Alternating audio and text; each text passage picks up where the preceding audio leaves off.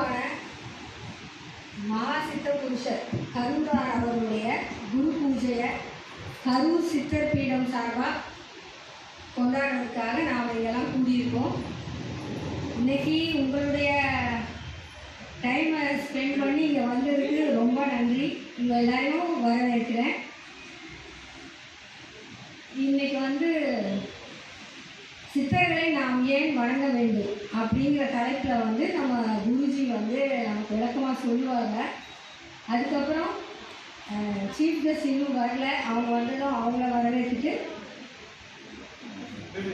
ஆரத்தி போட்டு தொகுப்பு எல்லாம் முடிச்சுட்டு எல்லோரும் பிரசாதம் கண்டிப்பாக சாப்பிட்டு போகலாம். ஓம் கரூரார் தேவாய நமக. ஓம் கரூரார் தேவாய நமக. ஓம் கரூரார் தேவாய நமக.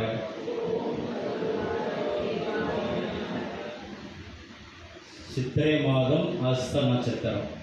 இது கரூராருடைய அவதார திருநாள். இது நம்ம கோகர் ஏழாயத்திலிருந்து நம்ம ஃபாலோ பண்ணுறோம். அனைவருடைய சித்தருடைய நட்சத்திரங்களும் கோகர் ஏழாயத்தில் இருக்கிறது. அதுதான் நம்முடைய பின்பற்றக்கூடிய வழி. கரூர் சித்தர்பீடம் சார்பாக இந்த குரு பூஜையை நம்ம வருட வருடம் செய்து கொண்டிருக்கிறோம். இந்த குரு பூஜை ஏன் நடத்தணும், ஏன் நம்ம சித்தர்கள் வணங்கணும் அப்படிங்கிற விஷயத்தை நம்ம பின்பகுதி பார்க்குறோம். முன்னால் நம்ம அவருடைய போற்றி சொல்லி வணங்கி அவருடைய ஆசீர்வாதம் முதல்ல வாங்கிக்குவோம். ஏன்னா ஒரு பெரியமுடைய பிறந்த நாளில் நம்ம ஆசீர்வாதம் வாங்குவோம். ஒரு ஞானி, அதுவும் ராஜராஜ சோழனுடைய ராஜகுரு அப்படிங்கும்போது நம்ம எவ்வளோ தூரம் நகரணும். அப்போ இன்றைக்கி காலையில் நான் எழுந்து குளிச்ச உடனே முதல் வேலையாக அவருடைய ஆசீர்வாதம் இப்போ நம்ம வாங்குகிறோம். இன்றைக்கி அதில் ஒரு ஸ்பெஷல், ஒரு சந்தோஷம். நம்ம தாய் தந்தையை விட எனக்கு கரூரா ரொம்ப ரொம்ப பிடிக்கும். அப்போ அவரை நம்ம போட்டி வழிபடும் பொழுது நமக்கான பாதி தெளிவாகிறது. இங்கே ரொம்ப பேருக்கு வழிகாட்டுதல் இல்லாதனால தான் பல பிரச்சனைகள் இருக்கிறது. வழிகாட்டுதல் சரியாக இருந்தால் நாமும் சரியாக இருப்போம். இந்த வழிகாட்டுதலுக்கு நமக்கு யார் தேவை? குரு தேவை. சரி, இப்போ பெரியவுடைய நம்ம போற்றி பதிலாக சொல்லி முடிச்சிருவோம். ஏன்னா ஒவ்வொரு நிகழ்ச்சியும் எல்லாம் முடியும் பொழுது அந்த போட்டி சொல்ல முடியாமல் டைம் ஆகிடுது. அந்த ஆரம்பத்திலே நம்ம அதை சரி பார்த்துக்கிறோம். நல்லது.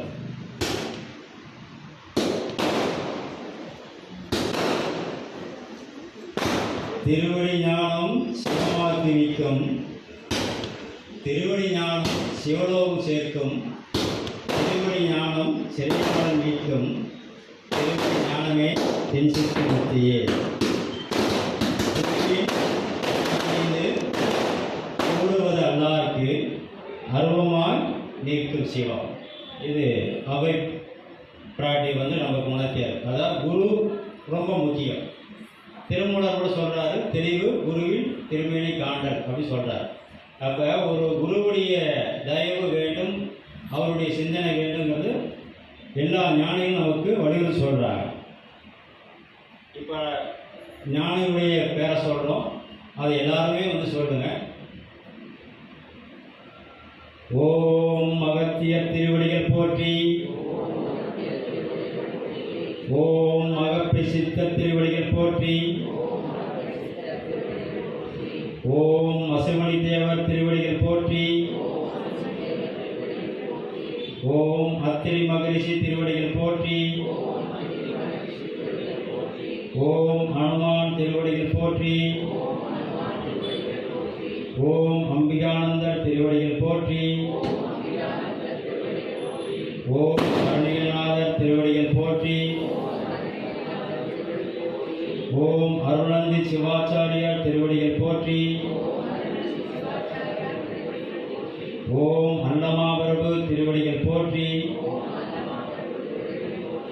ஓம் அழுகணி சித்தர் திருவடிகள் போற்றி. ஓம் ஆனந்த சித்தர் இடைக்காட திருவடிகள் போற்றி.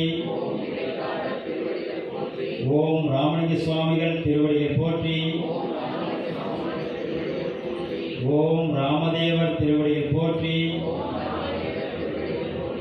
ஓம் ராமானந்தர் திருவடிகள் போற்றி. ஓம் உமாபதி சிவாச்சாரியார் திருவடிகள் போற்றி. ஓம் ஔவையார் திருவடிகள் போற்றி. ஓம் கஞ்சமணி சித்தர் திருவடிகள் போற்றி. ஓம் கடைப்பிள்ளி சித்தர் திருவடிகள் போற்றி. ஓம் கடுவழி சித்தர் திருவடிகள் போற்றி. ஓம் கண்ணானந்தர் திருவடிகள் போற்றி. ஓம் கன்னி சித்தர் திருவடிகள் போற்றி. ஓம் கணநாதர் திருவடிகள் போற்றி. ஓம் கணபதிதாசர் திருவடிகள் போற்றி. ஓம் கதம்ப மகரிஷி திருவடிகள் போற்றி. ஓம் கபிலர் திருவடிகள் போற்றி. ஓம் கமலமுனிவர் திருவடிகள் போற்றி. ஓம் கருவுந்தேவர் திருவடிகள் போற்றி. ஓம் கல்லுடி சித்தர் திருவடிகள் போற்றி. ஓம் கல்கோட்டு முனிவர் திருவடிகள் போற்றி. ஓம் கௌபால சித்தர் திருவடிகள் போற்றி. ஓம் கணராமர் திருவடிகள் போற்றி. ஓம் காகபுதண்டர் திருவடிகள் போற்றி. ஓம் காசிபர் திருவடிகள் போற்றி. ஓம் காளாங்கிநாதர் திருவடிகள் போற்றி. ஓம் குகை நமச்சிவாயர் திருவடிகள் போற்றி. ஓம் குதம்பை சித்தர் திருவடிகள் போற்றி. ஓம் குமரகுருபரர் திருவடிகள் போற்றி. ஓம் குரு தட்சிணாமூர்த்தி திருவடிகள் போற்றி. ஓம் குருராஜர் திருவடிகள் போற்றி. ஓம் குறும்ப சித்தர் திருவடிகள் போற்றி. ஓம் கூர்மானந்தர் திருவடிகள் போற்றி. ஓம் கொங்கணேஸ்வரர் திருவடிகள் போற்றி. ஓம் கோரக்கர் திருவடிகள் போற்றி. ஓம் கௌசிகர் திருவடிகள் போற்றி. ஓம் கௌதமர் திருவடிகள் போற்றி. ஓம் சங்கமுனி சித்தர் திருவடிகள் போற்றி. ஓம் சங்கர மகரிஷி திருவடிகள் போற்றி. ஓம் சங்கிலி சித்தர் திருவடிகள் போற்றி. ஓம் சச்சிதானந்தர் திருவடிகள் போற்றி. ஓம் சத்யநாதர் திருவடிகள் போற்றி. ஓம் சண்டிகேசர் திருவடிகள் போற்றி. ஓம் சத்யானந்தர் திருவடிகள் போற்றி. ஓம் சிவயோக மாமுனிவர் திருவடிகள் போற்றி. ஓம் சிவவாக்கியர் திருவடிகள் போற்றி. ஓம் சிவானந்தர் திருவடிகள் போற்றி. ஓம் சுகபிரம்மர் திருவடிகள் போற்றி. ஓம் சுந்தரானந்தர் திருவடிகள் போற்றி. ஓம் சுந்தரமூர்த்தி திருவடிகள் போற்றி. ஓம் சூதமுனிவர் திருவடிகள் போற்றி. ஓம் சூரியானந்தர் திருவடிகள் போற்றி. ஓம் சூளமுனிவர் திருவடிகள் போற்றி. ஓம் சேது முனிவர் திருவடிகள் போற்றி. ஓம் சொரூபானந்தர் திருவடிகள் போற்றி. ஓம் ஜம்ப மகரிஷி திருவடிகள் போற்றி. ஓம் ஜமதக்கினி திருவடிகள் போற்றி. ஓம் ஜனகர் திருவடிகள் போற்றி. ஓம் ஜனந்தனர் திருவடிகள் போற்றி. ஓம் ஜனாதனர் திருவடிகள் போற்றி. ஓம் ஜனகுமார திருவடிகள் போற்றி. ஓம் ஜெகநாதர் திருவடிகள் போற்றி. ஓம் ஜெயமுனிவர் திருவடிகள் போற்றி. ஓம் ஞானசித்தர் திருவடிகள் போற்றி. ஓம் நமாரானந்தர் திருவடிகள் போற்றி.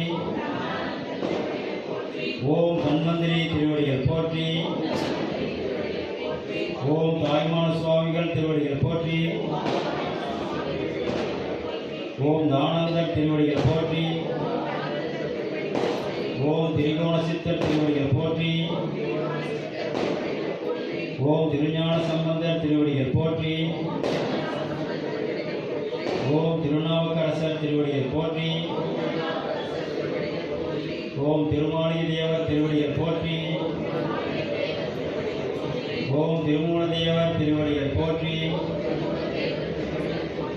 ஓம் திருவள்ளுவர் திருவடிகள் போற்றி. ஓம் திருவாச முனிவர் திருவடிகள் போற்றி. ஓம் தேரையர் திருவடிகள் போற்றி. ஓம் நந்தனா திருவடிகள் போற்றி. ஓம் நந்தீஸ்வரர் திருவடிகள் போற்றி.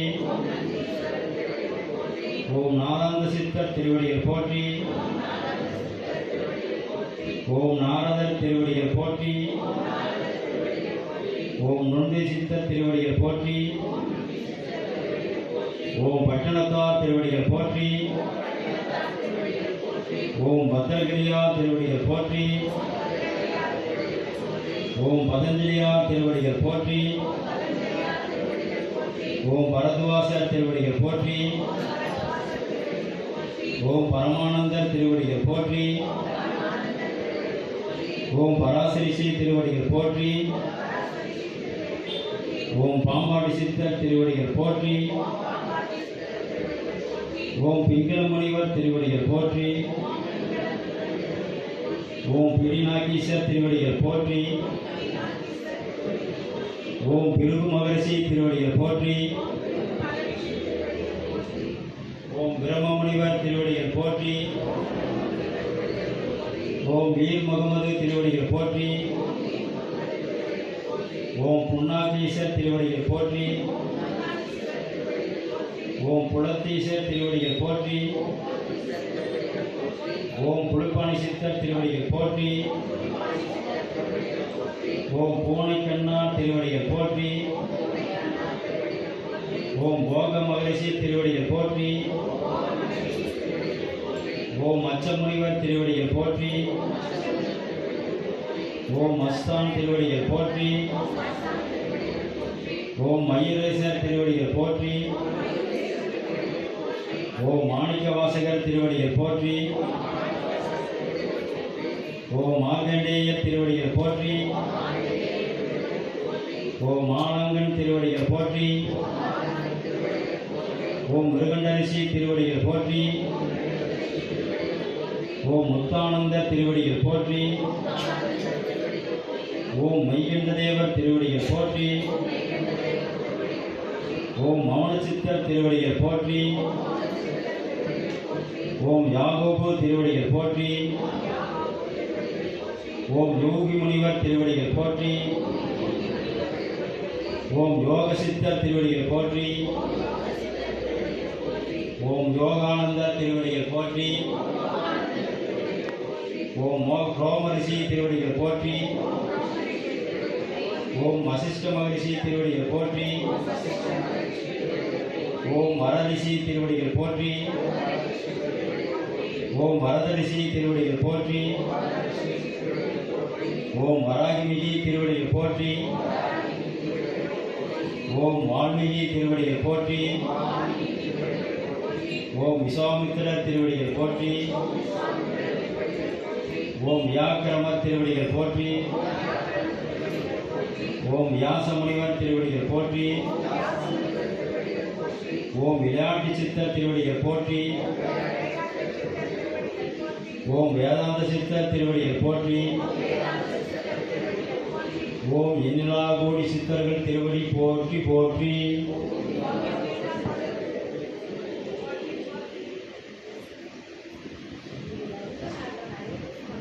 நம்ம இந்த சித்தர்களுடைய போற்று கோப்பை தினமும் சொல்லணும் வீட்டில். அது சொல்லும் பொழுது நமக்கான ஒரு சிறப்பான பலன் கிடைக்கும். இது எப்படி கிடைக்கும்? நார்மலாக நம்ம டெய்லி காலையிலேருந்து இரவு வரைக்கும் ஏதோ ஒரு விஷயத்தை பேசிக்கிட்டே இருக்கிறோம். இதை பேசும்போது நம்ம உடலில் ஒரு பிரச்சனை உண்டாகும். ரொம்ப பேருக்கு தெரியாது. என்ன பிரச்சனை? வாயு தொந்தரவு உண்டாகும். அதிகம் பேசணும். இது எனக்கு தெரியல, வாயு பிரச்சனை உண்டாகுது. சரி, இதுவே இறைவனுடைய நாமத்தையோ இந்த குருவுடைய நாமத்தையோ சொல்லும் பொழுது நமக்கு அந்த வாயு தொடர்ந்து விடுதலை கிடைக்கும். இதுவும் எத்தனை பேருக்கு தெரியும் எனக்கு தெரியல. ஏன் இறைவனுடைய நாமத்தை உச்சரிக்க சொல்கிறோம், ஏன் அவனுடைய நாமத்தை சொல்லணும்? அப்படி சொல்லும் பொழுது நமக்கான ஒரு உடல்நிலை மாற்றம், நமக்கு நல்ல நிலை கிடைக்கும். சரி, இப்போ சித்தர்களை ஏன் வணங்க வேண்டும் அப்படிங்கிற விஷயத்தை நம்ம பேசுறதுக்கு முன்னால், இந்த கரூர் சித்தர்கள் சார்பாக நம்ம ஆரம்பத்தில் மாதம் ஒரு முறை அன்னதானம் செய்து கொண்டிருந்தோம். இப்போ போன வருடத்திலிருந்து 2 முறை செய்கிறோம். இந்த ஏப்ரலுக்கு 3 முறை செய்யலாம்னு முடிவெடுத்திருக்கிறோம். இதற்கெல்லாம் உங்களுடைய ஆதரவு தான் எனக்கு இருக்கு. அதனால் மாதம் தவறாமல் நன்கொடை வழங்கியவருக்கு ஒரு சிறு மரியாதை. திருமதி கமலாம்மாள்.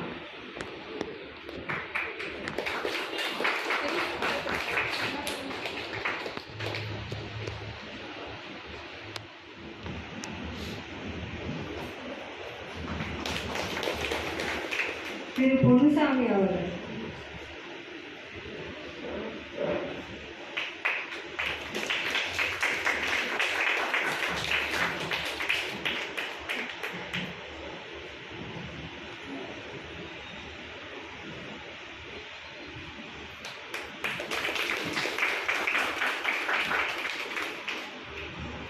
திரு நாச்சியப்பன் அவர்கள்.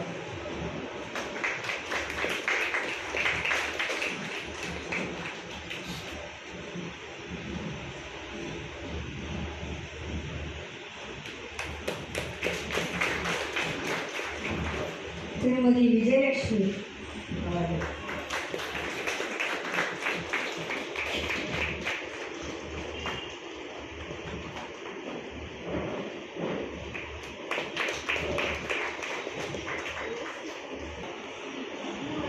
துர்கா.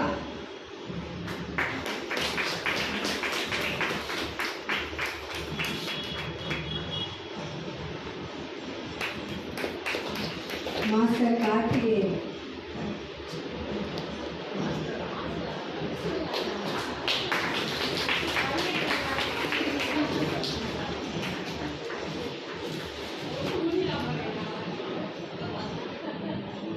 திருமதி சுமதி பாபு.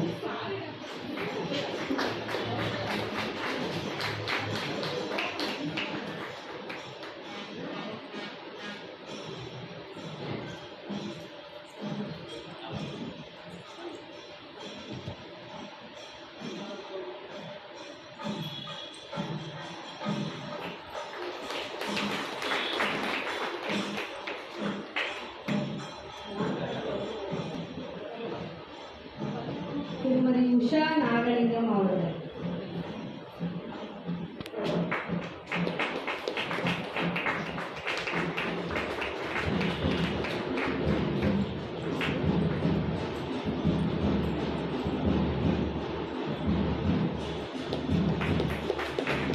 திரு வேணுகோபால் அவர்கள்.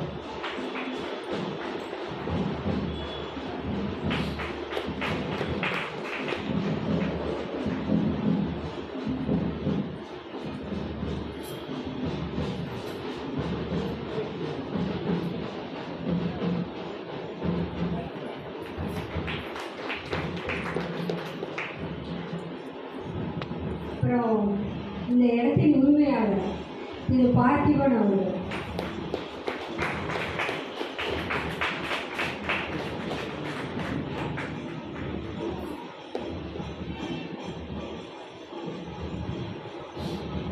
இங்கே சிறப்பாக பூஜை நடக்கிறதுக்கே இவர் தான் காரணம். ரொம்ப நன்றி.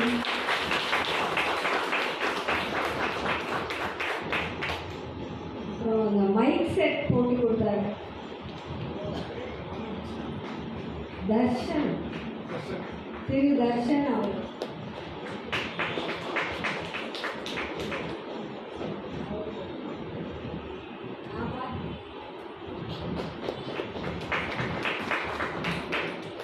இன்னும் சில பேர் வரல, வந்தப்புறம் அவங்களுக்கு நம்ம மரியாதை பண்ணுவோம்.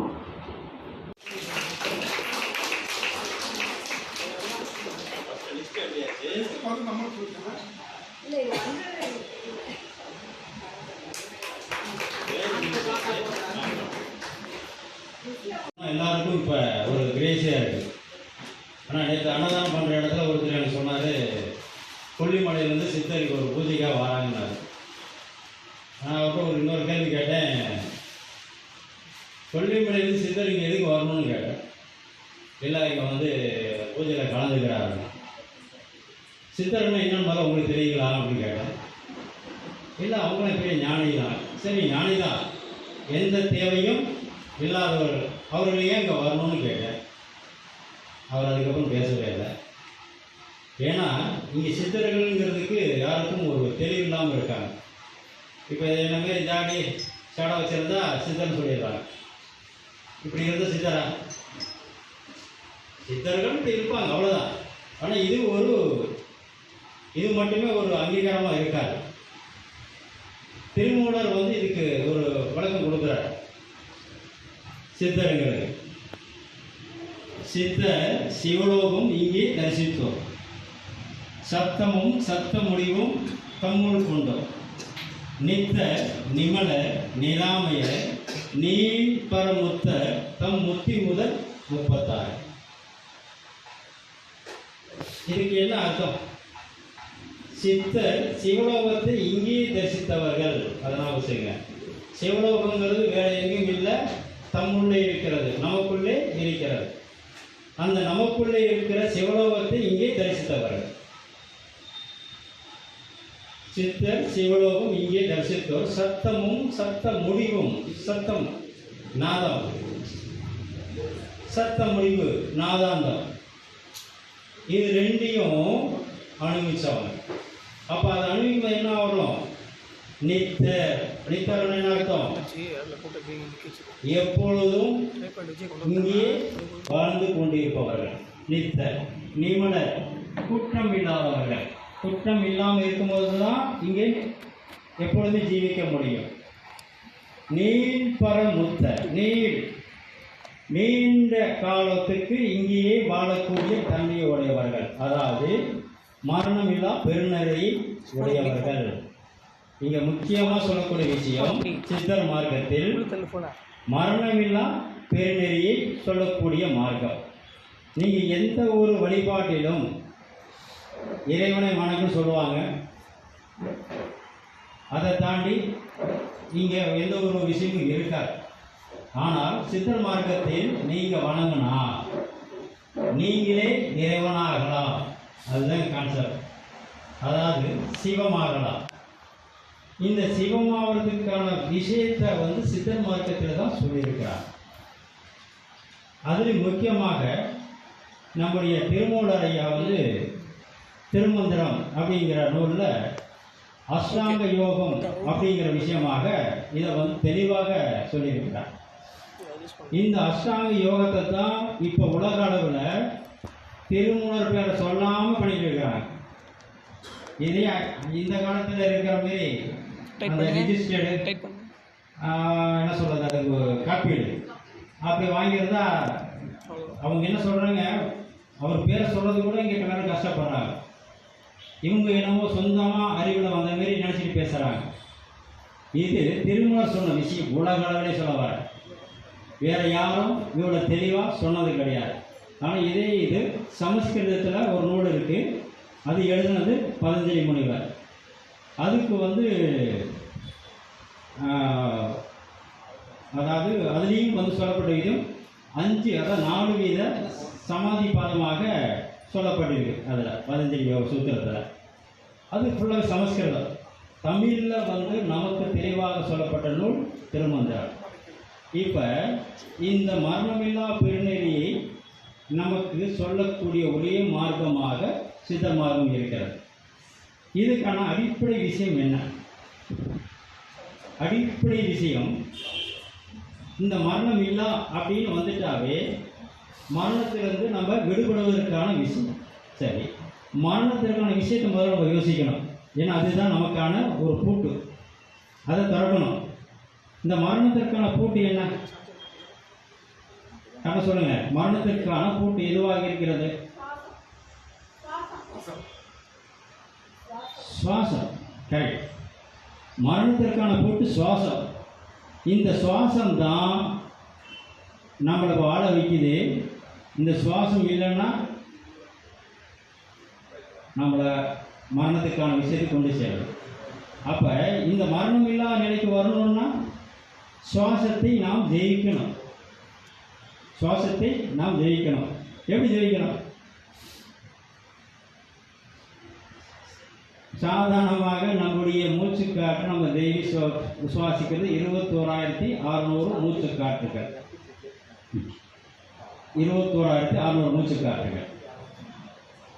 இதில் நம்ம அவ்வளோ சுவாசிக்கிறோமா அப்படின்னு கேட்டால் இல்லை, அதை விட அதிகமாக சுவாசிக்கிறோம். இப்போ 21,600 மூச்சுக்காற்று சுவாசித்தால் ஒரு மனிதனுடைய ஆயுள் 120 வருடம். அப்போ 120 வருடம் நம்ம வாழாமல் ரொம்ப பெரிய ஆயிராங்கன்னு என்ன அர்த்தம்? சுவாசத்தை அதிகமாக ஒரு நாளைக்கு அவங்க சுவாசிக்கிறாங்க. இதுக்கு எதிர்ப்பதமாக ஒரு விஷயத்தை நான் சொல்கிறேன். சுவாசத்தை கம்மியாக சுவாசித்தால், கம்மியானால் ஆழ்ந்து சுவாசித்தல். இங்கே அதுதான் ரொம்ப முக்கியம். நம்ம அதிகமாக சுவாசிக்கும் பொழுது என்ன பண்ணுறோம்? ஆழ்ந்து சுவாசிக்கிறது இல்லை. ஆழ்ந்து சுவாசிக்கும் பொழுது நம்முடைய சுவாசம் எண்ணிக்கை குறையும். நீங்கள் செக் பண்ணி பார்க்கலாம். எப்பொழுதுமே நாம் உள்ளிழுக்கும் மூச்சை விட வெளியிடும் மூச்சுடைய அளவு அதிகமாகும். எது தெரியுமா? மூச்சு உள்ள இழுத்து பாருங்கள், எவ்வளோ நேரம் இழுக்கிறேன்னு பாருங்கள், வெளியே விடுங்க, அதோட அதிகமாக வெளியே விடுவாங்க. ஆனால் செக் பண்ணி பார்த்துங்க. இது ஒன்றும் பெரிய டெஸ்ட் பண்ண போதில்லை. இப்போ உட்காந்து நீங்கள் செக் பண்ணலாம். மூச்சை உள்ளார இழுத்து பாருங்கள், எவ்வளோ நேரம், எவ்வளோ கவுண்டிங் பாருங்கள், திருப்பி மூச்சை வெளியே விட்டு பாருங்கள். விரயமாகுது. அதுதான் ஆயில். அதனால் அதுதான் ஆயில். அப்போ இந்த ஆயிலை நம்ம இழுத்து பிடிக்கணும் அப்படின்னு என்ன பண்ணிடணும்? சுவாசத்தை நாம் இழுத்து பிடிக்கணும். அதுக்கான பயிற்சிகள் இருக்கு, சரிங்களா? அதில் தான் அஷ்டாங்க யோகம் அவர் வச்சிருக்கிறார். சரி, இந்த அஷ்டாங்க யோகத்தில் முதல் 2 பயிற்சி ரொம்ப முக்கியமானது. இங்கே அடிப்படையாக அஸ்தவாரம் சரியாக போடலைன்னா மேல்நிலையை அடைய முடியவே முடியாது. இங்கே ரொம்ப பேர் என்ன பண்ணுறாங்க? எப்பொழுதுமே அங்கே சமாதி நிலை, தியான நிலைன்னு அப்படி யோசிக்கிறாங்க. இங்கே அடிப்படை அஸ்தவானம் என்னன்னா, நீங்கள் எந்த தியான நிலையில் வந்தாலும், எந்த சமாதி நிலைக்கு போகணும்னு நினச்சாலும் அது முழுமை அடையாது. அஸ்தவாரத்தில் என்ன இருக்கு? உங்களுடைய கேரக்டர், பண்புகள் சொல்கிற திருமூலர். இயமம், நியமம். இந்த இயமத்தில் ஒரு 10 பண்புகள். என்னென்ன செய்யக்கூடாது, நியமம் நீங்கள் என்னென்ன செய்யணும், 10 பண்புகள். இந்த 20 இதில் யார் ஒருவர் சிறப்பாக இருக்கிறார்களோ இவர்களை அடுத்த கட்டம் இயல்பாகவே நகர்த்தி கொண்டு செல்லும். இதுக்கு அடுத்தது என்ன? ஆசனம். ஆசனம் ஏன் பண்ணணும்? முதல்ல நம்முடைய மனசு சரி பண்ணிக்கணும். அடுத்தது உடம்பை சரிப்பாகணும், அதுக்கு ஆசனம். இந்த ஆசனம் பண்ணதுக்கு அப்புறம்தான் பிராணாயாமம். அதுக்கப்புறம் தான் ஒரு பயிற்சி, சுவாச பயிற்சிக்கு நம்ம வரணும். சரி, இப்போ இந்த அஷ்டாங்க யோகத்தில் ஏமத்தில் இருந்து சமாதி நிலை வரைக்கும் நம்ம வரணும். இதில் அவர் ஒரு விகிதாச்சாரம் கொடுத்துருக்கார் பிராணாயாம பயிற்சிக்கு. 1:4:2. இந்த 1:4:2ங்கிறது ஓகே. இதுக்கான கால அவகாசம் என்ன? 1ங்கிறதுக்கான காலம் எவ்வளவு? 1 நிமிஷமா இல்லை 5 நிமிஷமா? இதுதான் அங்கே சூட்சமாக வச்சுட்டாங்க. அதாவது ஒவ்வொருத்தரும் தன்னுடைய குருவை நினைச்சு ஃபாலோ பண்ணும் பொழுது இந்த நிலையை அவங்க உணர்த்துவாங்க. நம்முடைய விருந்தினர் வந்திருக்காங்க, அவருக்கு ஒரு சிறு காணொலி பண்ணிடுவோம். பண்ணிட்டு திருப்பி கண்டினியூ பண்ணலாம். வணக்கங்க.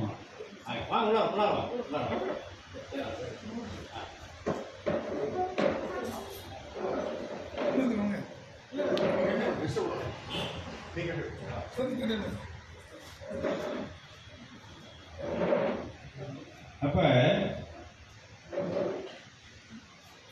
இந்த யோக பயிற்சிக்கு வழி நடத்துறதுக்கு ஒரு குரு வேணும்.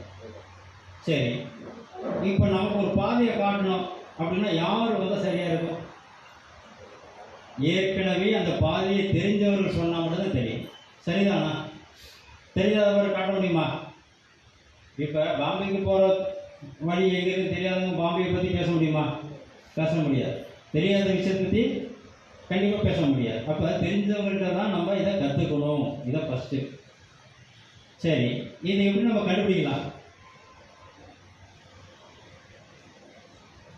இந்த யோக நிலையை அடைந்தவர்கள், முழுமையை அடைந்தவர்கள் எதுவும் எதிர்பார்க்க மாட்டார்கள். முதல் விஷயம் நார்மலாக இது நமக்கு புற விஷயத்தில் தெரிஞ்சுக்கூடிய விஷயம். எதுவும் நம்மக்கிட்ட எதிர்பார்க்கணும். அன்பு ஒன்று தான் எதிர்பார்ப்பாங்க. இது முதல். அடுத்தது, இந்த உலகத்தில் அவர்களுக்கு எதுவும் தேவையில்லை. ஏன்னா அது கரை கடந்துட்டால் அவர்களுக்கு இந்த உலகத்தில் எதுவும் தேவையில்லை. ஏன்னா இந்த உலகமே அவங்களுக்கு. அது ரொம்ப முக்கியம். இவங்க முக்கியமான ஒரு விஷயத்தை புரிஞ்சுக்கணும். யார் ஒருத்தர் இந்த உலகமே வேண்டாம்னு நகர்றாங்களோ அவங்களுக்கு தான் இந்த உலகமே கட்டணும். இதுதான் உலக சித்தம். இந்த பரபிரமே அவங்களுக்கு தான் அந்த உயர்வை வேணும் வேணும் கொடுத்தாரு. வேண்டாம், எதுவும் தேவையில்லை அப்படின்னு நகரங்களுக்கு தான் அதற்கான உயர்வு. அப்போ இந்த ஒன்று எங்கிருந்து நமக்கு கிடைக்கும்? நான் சொன்ன நியமம் பண்ணுறது. எந்த ஒரு விஷயம் நம்ம என்ன நினைக்கிறோம்? வேணும், நமக்கு வேணும் அப்படிங்கிற விஷயத்தில் நம்ம நகர்ந்துகிட்டே இருக்கோம். எல்லா விஷயம் ரோட்டில் போயிட்டு இருக்கிறோம். ஒரு விஷயம் ஏதோ வந்து கொடுக்குறாங்க, கட்டி பார்க்குறோம், சரி கொடுக்குறாங்க வாங்கிக்கோங்க. அப்படிதான் நம்ம நகரும். வேணாம்பா இயல்பா அப்படிதான் நகர்ந்துட்டே இருக்கணும். அது வேணுமா வேணாமா தேவையா? தேவையடைக்க தப்பு கிடையாது. எதுக்கு இருக்குங்க வாங்கிக்கோங்க, கொடுக்குறாங்களே அப்படிங்கிற விஷயம். ஆனால் இந்த விஷயத்தை நாம் அறிவு சார்ந்த விஷயத்தில், நமக்கு தெரியாத விஷயத்தை ஏற்றுக்கொள்வதில் நமக்கு ஆர்வம் இருக்கிறதா? இப்போ நீங்கள் பார்த்தீங்கன்னா உண்மையுமே உங்களுக்கான இந்த புத்தகத்தின் பந்தம் இருக்குது. அப்படி இருந்தாலும் வர முடியும். ஏன்னா சயின்ஸ் என்ன சொல்கிறது, உங்களுக்குள்ள ஒரு விஷயத்தை நான் சொல்லணும்னா இந்த விஷயம் உங்களுக்குள்ள ஏற்கனவே நடக்கும். இல்லைன்னா நீங்கள் இதை கேட்க முடியாது, இதை வெளிப்படுத்த முடியாது.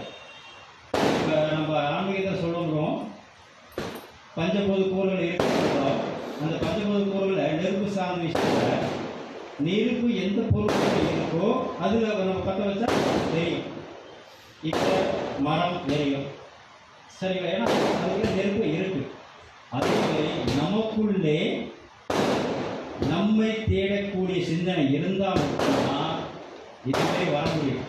இல்லைன்னா நீங்களாம் வந்து முடியாது. உங்களுக்குள்ள இருக்கு, அதை நீங்கள் தெரிஞ்சு உங்களுக்கே அந்த நல் சிந்தனை உங்களுக்குள்ள இருக்கு. என்னன்னா அது எப்படி தேடுறது, அது எப்படி தெளிவடைகிறது மட்டும் தெரியும். அவ்வளோதான் விஷயம். அப்போ இந்த விஷயங்களுக்கு நாம் என்ன பண்ணணும்? நமக்கு குரு வேணும். சரி, இந்த குருவை நம்ம எப்படி தேர்ந்தெடுக்கிறது? நான் ஏற்கனவே சொன்ன மாதிரி இதை கடந்தவர்கள் மட்டுமே நமக்கு உணர்த்த முடியும். இந்த கடந்தவர் யார்? சித்தர்கள். நான் ஆரம்பத்தில் சொல்லியிருக்கேன், சித்தர் மார்க்கம் மட்டுமே மரணமில்லா பெருநெறியை சொல்லுகிறது. அப்போ இந்த மரணமில்லா பெருநெறியை சொல்லுகிற இந்த சித்தர் மார்க்கத்தை, இந்த சித்தர்களை நாம் வணங்கினால் நமக்கு அந்த தெளிவு கிடைக்குமா? இதில் வெறும் மரணமில்லா பெருநெறி மட்டும் கிடையாது. உங்களுடைய லோக வாழ்க்கைக்கு என்ன தேவையோ அதுவும் கொடுப்பார். அது சீக்கிரம் கொடுத்துருவார். இந்த லோக வாழ்க்கையில் உங்களுக்கு என்ன தேவை? காசு வேணுமா? கொடுத்துருவார். வேற என்ன விஷயம்? அதாவது கொடுத்துருவார். ஞானம் வேணும் அப்படின்னு கேட்டிங்கன்னா மட்டும்தான் அப்படி ஒரு பார்வை பார்ப்பார். தகுதி இருக்கா? வேற ஒன்றும் கிடையாது, கொடுப்பார். அதுக்கான பக்குவப்படுத்துவார். அந்த பக்குவத்தை நாம் தாங்கணும். பக்குவத்தை தாங்கணும்னா அதையும் கொடுத்துருவார். அப்போ நாம் ஏன் சித்தர்களை வணங்கணும்? நமக்கான சிறப்பான பாதையை நாம் நடந்து செல்ல வேண்டும். நாம் வாழும் வாழ்க்கை ஏதோ பிறந்தோம், சாப்பிட்டோம், கடந்தோம் அப்படின்னு இருந்துடக்கூடாது. இங்கே ஒவ்வொரு விஷயத்துக்கும் ஒரு எச்ச பகுதியாக இருக்கிறது. எப்படின்னா சொல்லுவாங்க தமிழில் வந்து 1 2 அப்படின்னா அது வினை எச்ச, முடிவு இல்லாத சொல் அப்படிங்கிறாங்க. முடிவு சொல் அதிலே வரும் 1000 அப்படின்னு அது முடிவு சொல். சரி, அதே மாதிரி நம்முடைய வாழ்க்கையில் பிறப்பு அப்படின்னா அதுவும் முடிவில்லாத தொடர்ச்சியாக இருக்கிறது. அப்போ இதற்கான எதிர்ப்பதம், பிறப்புக்கான எதிர்ப்பதம் பிறப்பின்மை, இறப்பு கிடையாது, பிறப்பின்மை. அப்போ அந்த பிறப்பு இன்மையை நாம் அடைவதற்கு தான் நம்முடைய இந்த மனித வாழ்க்கை பயன்பட வேண்டும். இந்த மனித வாழ்க்கை செம்மையாக செயல்படுவதற்கு தான் நாம் இதுவே சித்தர்களை வணங்க வேண்டும். 80 இந்த அளவுக்கு யாருக்கும் சித்தர்களுடைய இதே இல்லை. சித்தர்களை நாம் கண்டிப்பாக வணங்க வேண்டும். முக்கியமாக 14 சித்தர்களை கருவரார் ஒருவர். அது இல்லாமல் அவருடைய விஷயத்தில் நாம் அதிக கவனம் செலுத்தணும். என்ன காரணம் அப்படின்னா, காப்பான கருவரார் போகனார் அப்படின்னு ரோமர் செய்மொழிகள் சொல்லியிருக்கார். காப்பதற்கு கருவரார் போகனார் போல வேறு யாரும் இல்லை அப்படின்னு. அப்போ நம்முடைய லோக வாழ்க்கையில் ஒரு பாதுகாப்பு நமக்கு தேவைப்படுது. ஒன்றும் கிடையாது, சின்ன விஷயம்.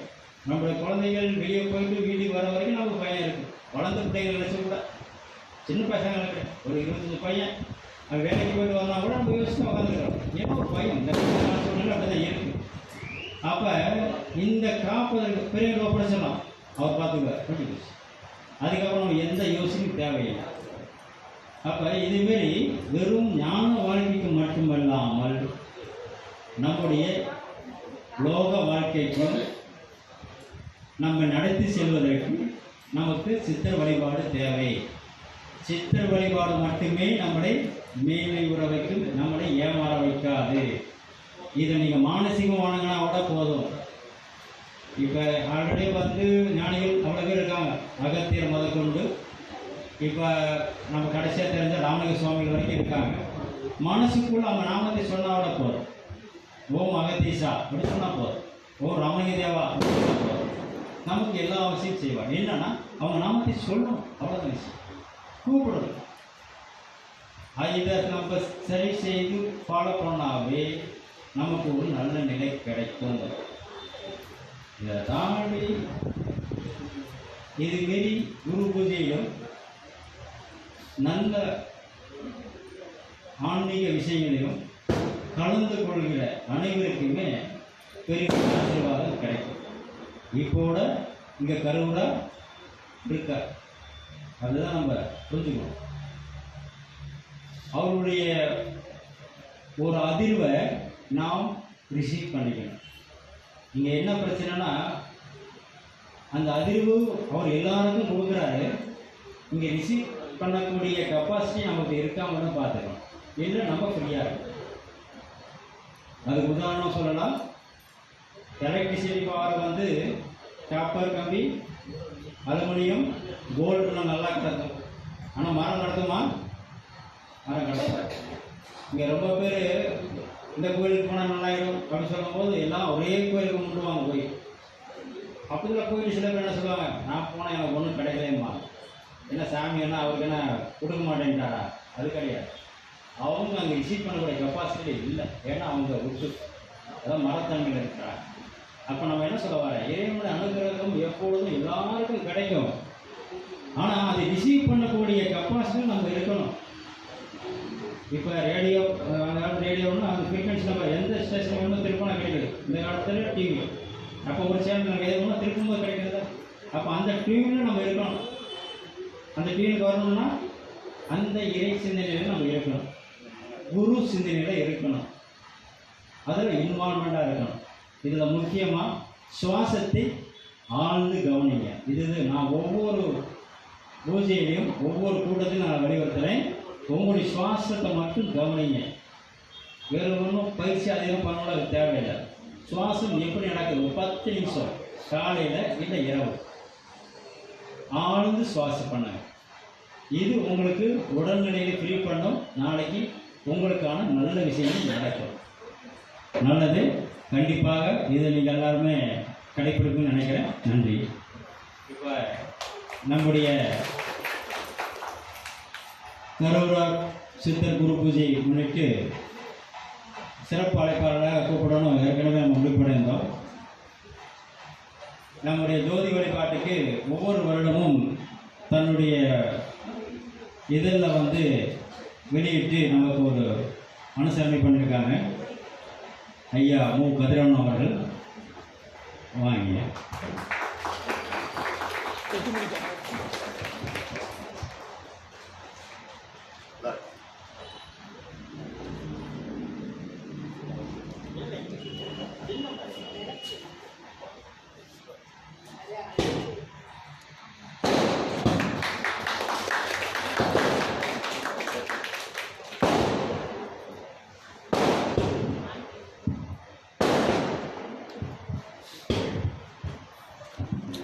எல்லாருக்கும் வணக்கம்.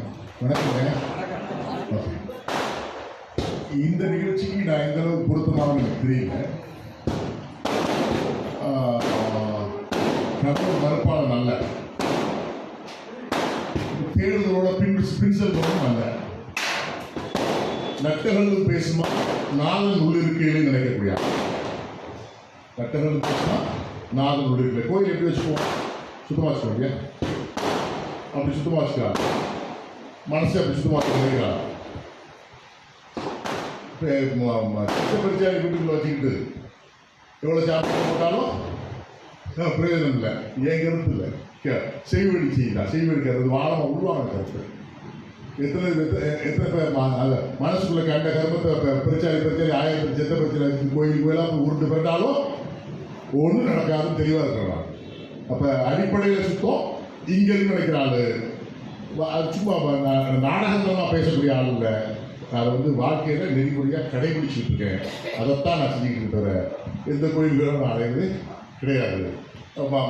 அவன் இது சொல்லு நினைச்ச அந்த நிமிடம் என்னால் ஆண்டுவேன். அந்த அடையலாம் முடியாது. அதெல்லாம் முடியாது. ஆண்டோட ஆத்மார்த்தமாக உணர முடியும். அது விஷயம் உணர முடியும். உணர்தல் தானே. நம்புதல் வேறு உணர்தல் வேறு தான். நான் ஒரு உணர்ற ஜாதி, நம்புற ஜாதி கிடையாது. நம்பிக்கை பொய்யாகலாம், உணர்வு பொய்யாகுமா? கை இருக்குன்னு நம்புறோமா உணர்றோமா? அவருக்கு ஆன்மீகம் பேசுறது நான் பேசக்கூடாது இல்லையா? அதாவது இல்லை அப்படிப்பட்ட உணர்வுன்றது ரொம்ப அடிப்படை நினைக்கக்கூடிய ஆள் தான். அந்த வகையில் இப்போ வந்து நான் யோகா கற்றுக்கணும்னு ஆர்வமாக போனேன். பலரை கூட நானும் வந்து தொடர்ந்தது கிடையாது. பிராணாயம் பண்ணணும்னு ஆர்வமாக போனேன். பலரை போல நானும் தொடர்ந்தது கிடையாது. ஆனால் ஒரே ஒரு யோகா பண்ணிக்கிட்டு இருக்கேன், கர்ம யோகா. முழுக்க முழுக்க ஆத்மார்த்தமாக அந்த நொடியில் வாழக்கூடிய அந்த கர்ம யோகாவை பண்ணிக்கிட்டு இருக்கேன். செய்யக்கூடிய செயலில் முழுமையாக அவருடைய உச்சியிலிருந்து உள்ள நாள் வரைக்கும் லைஃப் டிபெண்ட்ஸ் ஆகிட்டு என்னால் அந்த கணத்தில் வாழ முடியும். நான் ஒரு 100 வேலைகளை செய்யலாம். ஆனால் செய்யக்கூடிய அந்த வேலையில் அந்த நிமிடம் முழுமையாக வாழ்ந்து நகரக்கூடிய தன்மையில் இருந்துட்டு அதை எனக்கு காப்பாற்று. அப்படி தான் போயிருக்கேன். இப்போ நம்ம ஸோ எனக்கு நீங்கள் நிறைய பட்டியல் போட்டிங்க. எனக்கு உண்மையே தெரியாது. நான் வந்து அறியாதவன் இக்னோரண்ட். நான் அறியாமை உள்ளது. நம்ம ஆன்மீக சைடில் வந்து எனக்கு பெரிய அறியாமை உண்டு. அதை நான் ஒத்துக்கணும். அறியாமை உண்டு. ஸோ எனக்கு வந்து ஆன்மீகம் வேறு மதம் வேறு நினைக்கிறேன். நான் மதங்களை வச்சு போலரைஸ் பண்ணி மக்களை பிரித்து செய்யக்கூடியதுக்கு நான் ரொம்ப எதிரி. அந்த போலரைஸ் பண்ணுறது வந்து துருவமயமாக்குறது வந்து நான் அது ரொம்ப எதிரி. நான் ஸோ எனக்கு மதம் தெரியாது. மதம் வந்து நெறிப்படுத்தக்கூடிய ஒரு விஷயமா தான் கருதுறேன். ஐயா நீங்கள் பேசிட்டு என் பையன் எங்கள் அப்பா வந்து அவர் ஏதோ ஒரு வகையில் சுவீகரிச்சுக்கிட்டவர். கடவுள் மறுப்பேன். அவருக்கு உண்மையிலேயே மறுப்பு இருக்கா? கடவுள் மறுப்பு உள்ளவர்கள் இருந்துட்டு போகணும் ஒரு பயம் இருக்குன்னு சொல்லுவாங்க இல்லையா? அந்த பயம் அவருக்கு உண்டு, எனக்கு என்ன உணர முடியுது. அவர் வந்து என் பையனே வந்து பேசிட்டு போனால் குலதெய்வம் போயிருந்தோம். திருச்செந்தூர் போகிறீங்க குலதெய்வம் போயிட்டு பையன் பாட்டை அவன் பேரன் பேசிட்டே வந்தாங்க. குழம்பிட்டான்ல, சின்ன குழந்தை குழம்பிட்டான். அப்போ இதை கேட்டான், அம்மா கடவுள் இருக்கார பார்க்க கேட்டான். ஏன்னா என் பிள்ளை கேட்கலாம். எல்லா பிள்ளைகளுக்கு நம்ம தெளிவுடுது தாய் தகப்பன் இல்லையா? கடவுள் இருக்காரப்பான்னு கேட்கலாம். அப்புறம் சொல்கிறாங்க இருக்கணும்டா அப்படின்னு. கமல் சொல்கிறது நான் சொல்றது இருக்கணும்டா அப்படின்னு. இல்லையே மட்டும் தெரிஞ்சு வச்சுக்கோ. இந்த பையனை எவனையும் கட்டுப்படுத்த முடியாதுடா. எவனையோ இதோ இருக்கு எவ்வளோ ஒருத்த பார்த்துட்டு இருக்காங்க. பயத்தில் அவங்க வெளிப்படுத்தி ஓடிக்கிட்டு இருக்கான். இல்லையே மட்டும் தெரிஞ்சது முடிச்சுட்டு. அப்போ இருக்கணும்டான்னு. ஆமாம் இருக்கு, இல்லை தெரியாது, இருக்கணும்டா. நான் அந்த அந்த ஸோ அப்போ என்ன இருக்குன்னா இன்னும் எனக்கே தெளிவு கிடையாது. அதான் இதான் இல்லை. இது அறியாத ஒரு விஷயத்தை பற்றி பேசிக்கிட்டு இருக்கோம். கண்டவர் விண்டவர் விண்டவர் கண்டினர் சும்மா சொல்லிக்கிட்டு தான் தெரிறாங்க. யாரும் வந்து வி ஃபீல் வி நெவர் பார்த்தது கிடையாது. ஸோ அந்த இடத்துல வந்து இப்போ இவங்களை பொறுத்த வரைக்கும் நான் வந்து முதல் முறை சமீபத்தில் தான் சந்திச்சு ஒரு வாரங்களுக்கு முன்பு என்னுடைய நண்பர்கள் வந்து முத்துராமனும் திருமாவளவன் அழைச்சிட்டு வந்த பொழுது ஒரு அறியாதவராக தெரியாதவராக தான் அவர் சந்திச்சாங்க. சந்திச்சு அழைச்சாங்க. ஆனால் குரு பூஜைக்கா கலந்து கிடையாது. சரி வர பற்றி ஆட்சேபம் இல்லை. நான் இப்போ என்னை பற்றியும் என்ன வெளிப்படுத்துகிறேன். இதான் நான் கொஞ்சம் வெளிப்படுத்தி அவர் பேசினேன். பேசும்போது அப்போ தான் அவர் வந்து கடைசியில் முடிக்கும் பொழுது ஐயா நீலகண்டன் உங்களுக்கு தெரியுமா அப்படின்னு கேட்டார். நீலகண்டன் ஒரு நண்பர் இருக்காரு. ஆனந்த விடலில் எடிட்டோரியல் இருக்கார். அற்புதமான மனிதர், நேர்மையாளர். அப்புறம் பிரின்சிபல்ஸ் சிலர்லாம் வந்து கொள்கை ரீதியாக வாழக்கூடியவர் வந்து நான் அப்படி தான் வாழ்கிறேன், நான் உண்மையை பேசுவேன், நேர்மையான சொல்லிக்க தெரிய மாட்டேன், நல்லா வாழ்ந்துட்டு இருப்பாங்க. நான் பேசுறது நம்மளுக்கு இந்த விளம்பரமாக பேசிட்டு இருக்கிறாங்க. இந்த மாதிரி உண்மையாக போய் கிடையாது புத்தகம் அவர் அப்படி அந்த மாதிரியான நண்பர், ஒரு மரியாதைக்குரிய நண்பர். அந்த நண்பர் வந்து அவர்களும் அனுப்பிச்சி வைப்பாங்க. நாங்கள் அப்புறம் அவங்களை நான் பார்த்தது கிடையாது. அது பாட்டு எங்கள் பத்திரிகையில் போய்கிட்டே இருக்கும் அப்படின்னு இருக்கும். அப்போ அவர் பேரை சொன்னப்போ நாங்கள் எதிர்ச்சிட்டாங்க. என்னங்க ஒரு அப்போ ஒரு அறிமுகத்தை சொல்ல நீங்கள் முதல்ல எங்கள் நண்பர்களை மட்டும் சொல்லிட்டீங்களே என்ன அப்படின்னு அன்றைக்கி நான் பேசினேன். அப்போ நீலகண்டன் கூப்பிடுங்க நம்ம வந்தாருங்க இந்த மாதிரி அப்படின்னு அவர் கூட பேசினேன். நீலகண்டன் கூட பேசினேன் வந்தார் அப்படின்னு சொல்லிட்டு. அப்போ அவங்க வந்து அவரை பற்றி ஒரு தகவல் எனக்கு வந்து கொடுத்தார். அந்த தகவல் இன்றைக்கு நான் வருவதற்கு ஒரு மிக முக்கியமான காரணம். ஏன்னா கொரோனாவில் எல்லாரும் வந்து நம்ம தாய் சாப்பிட கூட தொட முடியாது, கிட்ட போக முடியாத எல்லாருக்கும் எத்தனையோ பேர் வந்து கட்டின மனைவி கூட காண முடியாமல் போய் சேர்ந்தாங்க. அப்படியே போய் சேர்ந்தாங்க. நமக்கு என்ன தெரியாது என்ன. அந்த சூழல்ல நீலகண்டனுடைய மாமனார் கொரோனாவில் பாதிக்கப்பட்டு தெரிஞ்சும் அந்த குடும்பமே பாதிக்கப்பட்ட சூழல்ல அவர் தடுமாறி கீழே விட இந்த மனிதர் தன்னுடைய மகன் வந்திருக்காரா மகன் வந்திருக்காரா அவரை மகனை அழைச்சிக்கிட்டு கொரோனாவது யாராவது அப்படி இறங்கி அவங்க மாமனாருக்கு நெருக்கமாக நின்று அவ்வளோ உதவிகளை அவர் செஞ்சான்னு அவர் சொல்லும் பொழுது அப்போ எது வந்துச்சுன்னா மனிதனையும் வந்துச்சு. எனக்கு ஒரு ஆன்மீகவாதி இல்லை, குரு பூஜை அதெல்லாம் வாயில வட சுட்டுட்டு செய்யற காரி வேலை செஞ்சுட்டு இருந்தாருன்னா அப்போ மரியாதை வருமா? இல்லை இல்லை. இது யாருக்கு கண்டது இல்லையா? உங்களுக்கு யாருக்கும் தெரியாது, எனக்கு தெரியாது, அவருக்கு தெரியாது. அப்ப இது எதார்த்தம் தானே, கலை எதார்த்தம் தானே. அப்போ ஒரு மனிதர் அப்படியே வாழ்ந்துட்டு இருந்தா மட்டுமே இயல்பாக அதை செய்ய முடியும். இல்லைன்னா வாயில மட்டும் வட சுட்டு இருக்க முடியும் இல்லையா? நம்ம வந்து நான் அடிக்கடி சொல்றது உண்டு. என்ன கேட்டீங்கன்னா நான் வந்து டீச்சர் கிடையாது, ப்ரீச்சர் கிடையாது, ரோல் மாடல் அப்படின்னு. டீச்சரு போதனை சொல்லிட்டு போயிடுவாங்க. என்ன ப்ரீச்சர் வாரம் நீதி போதனை சொல்லிட்டு போகலாம். Role model something different. அந்த ஒரு நொடி அவர் சொன்ன பொழுது இந்த மனிதர் ஒரு ரோல் மாடலாக இருக்கிறார் தெரிஞ்ச விஷயம். அப்ப இந்த நிகழ்ச்சியை தவற விடக்கூடாது. வழக்கமாக ஞாயிற்றுக்கிழமைகள்ல என் மனைவிக்கான நாள். நான் வந்து வெளியே வர மாட்டேன், இங்கே போக மாட்டேன். வாட்டர் மேபி இந்த ஃபங்க்ஷன் ஒத்துக்கிறதே கிடையாது. கிளீனாக ரோஸ்டுவேன். இந்த moment I know this, I just want to come here. Right? அந்த வகையில் நீங்கள் வந்து பல நிமிடங்கள் நீங்கள் அவரோட பழகியிருப்பீங்க, செஞ்சுருப்பீங்க. எனக்கு வந்து ஒரு தகவலாகத்தான் நான் தெரிஞ்சுக்கிறேன். எனக்கு இந்த சித்தரை பற்றி ஐடியா கிடையாது, கம்ப்ளீட் ஐடியா கிடையாது. அப்போ வந்து ஐடியா கிடையாதுனால அப்படி ஒன்று இல்லைன்னு அர்த்தம் கிடையாது. நமக்கு தெரியாது, அறியாமை அந்த வகையில் நானும் தெரிஞ்சுக்க முற்படுறேன். அவர்கிட்ட எனக்கு சிலதை பகிர்ந்துக்கிட்டுருங்க, அந்த தகவலை பகிர்ந்துக்கிட்டுருங்க. நாங்கள் செய்யக்கூடிய காரியங்களை எங்களுக்கு அது பலமுட்டுனா அதையும் சேர்த்து நாங்கள் எடுத்துக்கிறோம். இப்போ எங்களை பொறுத்த வரைக்கும் எங்களை சுற்றி நல்லது நடக்கணும்னு நினைக்கிறோம். ஒரு பாசிட்டிவ் வைப்ரேஷன் இங்கே போகிறோம். எங்களுக்கு நாங்கள் நடத்திக்கிற பத்திரிகையில் கொள்ளை கற்பழிப்பு, கள்ளக்காதல், மரணம், அரசியல், சினிமா போடுறதுக்கே கிடையாது. மதம், மொழி, இன, ஜாதி வேஷம் கிடையாது. தனிமனித வேஷமும் தனிமனித பொருளும் காசு தான் போட மாட்டோம். எதிர்மறை செய்திகள் கிடையவே கிடையாது. அது நேர்மறை செய்தி மட்டுமே போடுவோம். அது கதைகள் ஒன்று எழுதிட்டு இருக்கேன். ஒரு 900 வாரம் போயிட்டு இருக்காது. நம்ம உங்கள் தாத்தா பாட்டி செய்ய வேண்டிய முறை என்னால் முடிஞ்சது என்னுடைய சமூகத்துக்கு என்னை சுற்றி நான் வந்து 4 விஷயம் சொல்லிக்கிட்டே இருந்துருக்கேன். நான் கண்டது, நான் பேசி என் கருத்து அதை பதிவு பண்ணிக்கிட்டே இருந்துருக்கேன். அது கதைகள் இல்லை. அதான் ஸோ அப்போ இன்னும் பொறுத்த வரைக்கும் நல்லது செய்ய முடியுமா? செஞ்சுக்கிட்டே இருப்போம். ஜெயிக்க வைத்து ஜெயிப்பது என் தொழில், உணர்தல் உணர்ச்சி இதற்கு என் வேலை அப்படின்னு தான் எங்கள் பிள்ளைங்க கருவிட்டுருக்கோம். ஜெயிக்க வைத்து ஜெயிப்பது என் தொழில், உணர்தல் your success is our business, your winning is our விஷயம் சொல்லிட்டு அப்போ நல்ல விஷயம் நடத்திக்கிட்டே இருக்கும். அப்படிப்பட்ட நல்ல காரியங்களுக்கு உங்கள் சித்தரோட அருளை எங்களுக்கு வாங்கிட்டாங்க. அதனால பன்மடங்கு நாங்கள் அற்புதமாக செய்யணும்னு சொல்லி வாய்ப்பு நன்றியோட நன்றி.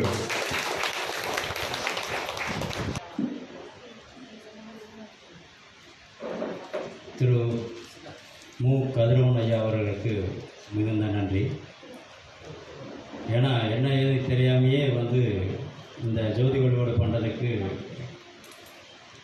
எனக்கு அவர் சொன்னக்கூடிய அந்த நீலகண்டனுங்கிற ஒரு நண்பர் தான் எங்கள் வீட்டுக்கு பக்கத்தில் இருந்தார். நம்ம ஏற்கனவே நான் சொல்கிற மாதிரி ஒரு விஷயத்தை பேசிட்டு அதை மாற்றி நடந்துச்சுன்னா அது படித்து பிரயோஜனம் இல்லைன்னு நான் நினைக்கிறேன். கற்க கசடற கற்றவில் நிற்க அதற்கத்தாக. இதில் நம்ம என்ன இழந்துட போகிறோங்கிறது தான் என்னுடைய கேள்வி. என்ன இழக்க போகிறோம் பெருசாக? நம்ம வாழ்க்கையில் ஒன்றும் கிடையாது. அப்போ இதை வந்து நம்ம படித்த நல்ல விஷயங்களை, முக்கியமாக மனிதத்தன்மையை நம்ம கண்டிப்பாக கடைப்பிடிக்கணும். அவ்வளோதான், அதுதான் செஞ்சேன் நான். மற்றபடி ஒன்றும் எக்ஸ்ட்ரா ஒன்றும் செய்யலை. என்ன நீங்கள் சொல்கிற மாதிரி கொரோனாங்கும் போது எல்லோரும் ஒரு பயம் இருந்திருந்தாங்க எல்லோரும். ஆனால் அதை தாண்டி ஒரு பெரியவர் அன்றைக்கி காலையில் தான் அவர் வந்து பால் பாக்கெட் எடுத்தும்போது என்கிட்ட சொல்கிறாரு, யாரும் பால் குடிக்க முடியலைங்க, நீங்கள் 2 பால் எடுத்துங்க, வீணாக போதும் கொடுத்துட்டு போகிறார். கொடுத்து ஒரு அரை மணி நேரத்தில் சத்தம் கேட்குது. அப்படின்னு நம்ம என்ன நினைக்க வேண்டியதாக? உண்மையுமே அப்படி போய் அவரை காப்பாற்ற முடியல. அதுதான் உண்மை, அவர் இறந்துட்ட விஷயம். அப்போ இதில் வந்து நான் என்ன சொல்கிறதுன்னா, இந்த மனிதத்தன்மை மீண்டு நான் சொல்ல எங்கேயோ நம்ம தேவையில்லை, நம்ம பக்கத்தில் இருக்கிறவங்களுக்கு நாம் உதவி செய்யணும்ல. ஒரு கஷ்டம் அப்படின்னா அட்லீஸ்ட் நம்மளால் உடல் ரீதியாக போய் ஒரு உதவி பண்ணலாம்ல. சரி, காசு ரீதியாக நம்ம யோசிக்கலாம் சில விஷயங்கள். அட்லீஸ்ட் ஒரு உடல் ரீதியான கூட போய் அவங்களுக்கு ஒரு உதவி செய்தல் கண்டிப்பாக செய்யலாம். இப்படிலாம் செய்கிறது தான் நான் சொல்கிற மாதிரி அந்த ஈயமும் நியமும் பண்புகள். இதுதான் விஷயம். இந்த ஈயமும் நியமும் பண்புனால தான் இந்த நிலையை நம்மளால் அடைய முடிஞ்சிச்சு. இதில் ஐயாவுக்கு நான் ரொம்ப நன்றி சொல்லணும். ஏன்னா அவருடைய கருத்துக்கள் எல்லாமே வேறு தான். நான் அன்றைக்கி கூப்பிட போகும்போது ஒரு 2 மணி நேரம் பேசிகிட்டு இருந்தோம். அவர் நண்பர் கூட போனதுனால 2 மணி நேரம் முக்கியமாக திருமால் ஐயா அவர்களுக்கும் நன்றி சொல்லணும், முத்துராமன் ஐயா அவருக்கும் நன்றி சொல்லணும். அவங்க தான் கூட்டிகிட்டு போனாங்க. ஏன்னா நான் நீலகண்டன் சொல்லலை அன்றைக்கி. ஏன்னா தேவையில்லாமல் அவரை டிஸ்டர்ப் பண்ணக்கூடாது தான் வந்தோம். அந்த 2 மணி நேரம் பேச்சிலே புரிந்து கொண்டே அவங்களுடைய இயல்பு என்ன ஏதுன்னு. ஓகே, நல்ல விஷயம். என்னை பொறுத்த வரைக்கும் இங்கே எதை சார்ந்து இருக்கிறோம் தாண்டி நம்ம எதை செய்யணுங்கிற விஷயத்தில் நம்ம சரியாக இருக்கணும்.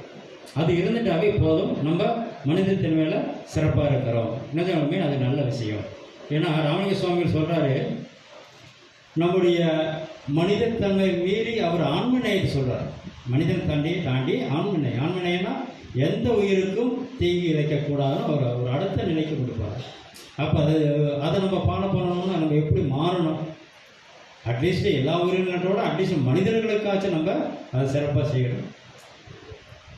இங்கே இந்த குரு பூஜைக்கு வந்திருந்த அனைவருக்கும் மிகுந்த நன்றி நான் கூறிக்கொள்கிறேன்.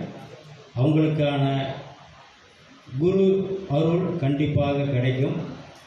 இந்த குரு பூஜைக்கு அப்புறம் அவங்களுடைய குடும்பத்தில் ஒரு நல்ல விஷயம் கண்டிப்பாக நடக்கும்.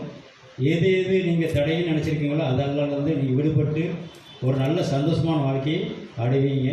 இதை நான் ஒரு பேச்சுக்கு சொல்லவில்லை, உண்மையாலுமே சொல்கிறேன். நீங்கள் அடுத்த குரு பூஜை நடக்கும்பொழுது கண்டிப்பாக நீங்களே சொல்லுவீங்க. ஏன்னா இப்படி தான் ஜோதி வழிபாடு பண்ணும்போது ஒவ்வொருத்தரும் எங்கள்கிட்ட சொன்னாங்க, எனக்கான வேண்டுதல் அது நடந்தது அப்படின்னு சொல்லி ஒவ்வொரு சொன்னாங்க. அதேமாரி கண்டிப்பாக நடக்கும். வந்த அனைவருக்கும் நன்றி சொல்கிறேன். ஐயாவுக்கும் மிகுந்த நன்றி. ஆடியோ அமைச்சு கொடுத்த தர்சன் அவருக்கும் நன்றி. எங்களுக்கு எப்பொழுதுமே இந்த அன்னதானம் 10 வருஷம் பண்ணிகிட்டு இருக்கிறோம். இதுக்கு எங்களுக்கு நாராயணன் அப்படிங்கிறவர் தான் கேட்ரிங் பண்ணிகிட்டு இருக்காரு. அவரை கூப்பிட்டுருந்தேன், ஒவ்வொரு வருஷம் கூப்பிட்டேன், அவர் வரமாட்டார். அவர் இது வரைக்கும் என்னால் மரியாதை பண்ண முடியல. அவர் சொல்கிறார், நம்ம வேலை நம்ம பார்ப்போங்க அப்படிம்பார். ஏன்னா மித்தவங்களோட நம்ம கொஞ்சம் சகாமையாக தான் பண்ணிக்கிறாரு. ஏன்னா என்னால் தனியாக பண்ண முடியாது, உங்களுக்கு கூட சேர்ந்து நானும் செஞ்சுக்கிறேன் அப்படின்னு தான் சொல்லுவார். நான் ஏற்கனவே சொன்ன மாரி ஆரம்பத்தில் மாதம் ஒரு முறை பண்ணணும், சித்தர்களுடைய அவதார திருமண சித்தர் அன்னைக்கு.